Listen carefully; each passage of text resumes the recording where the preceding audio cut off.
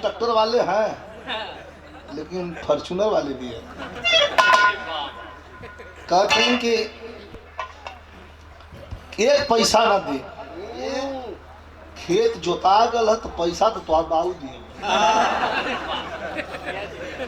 अरे तो जब हमें छिटबू बोईबू तो एक बेर आज पलट दे फिर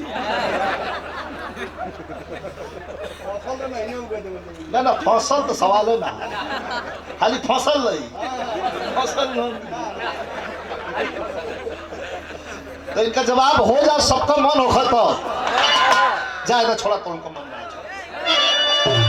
हो जा। चला भाई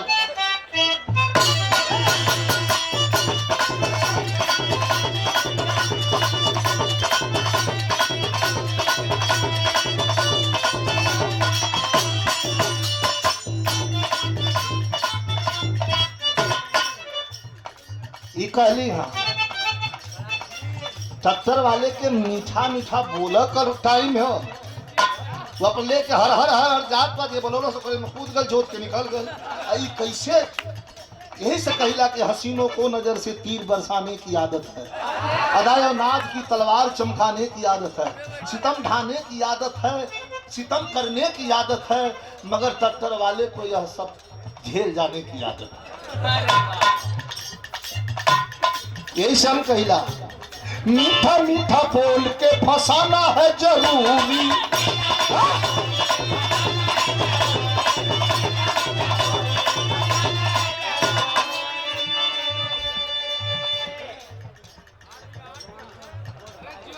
अच्छा श्यामलाल यादव जी हमारे आदरणीय भगवान भैया के बड़े भाई, आपके द्वारा ही पुरस्कार मिलल हो। दिखाई बिजनेस के बात मीठा मीठा बोल के फंसाना है जरूरी।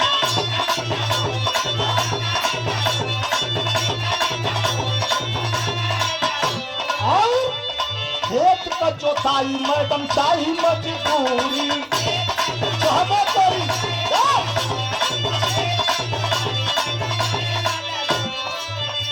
अरे मीठा मीठा बोल के फंसाना है जरूरी, खेत का जोताई मैडम चाहिए मजबूरी।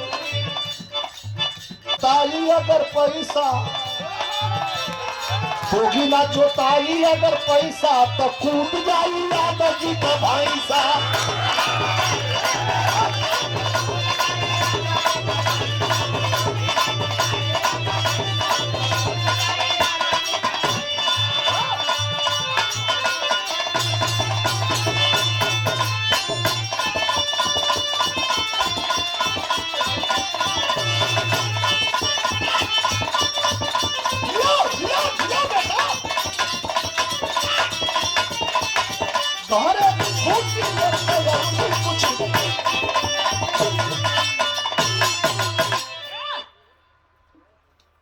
विराह में आजकल ये आदत के कम करेगी, खड़ा होकर एक धुन के बाद तुरंत विराह के कुछ कलाकार नौटंकी बनाते हैं, 4-4 5-5 धुन पहले सजवे पर गावत हैं। एक दिन गोजी लेके आओ तो महेंद्रा जो गोजी लेके आओ जहाँ एक से बेसी भर को उठा के हुआ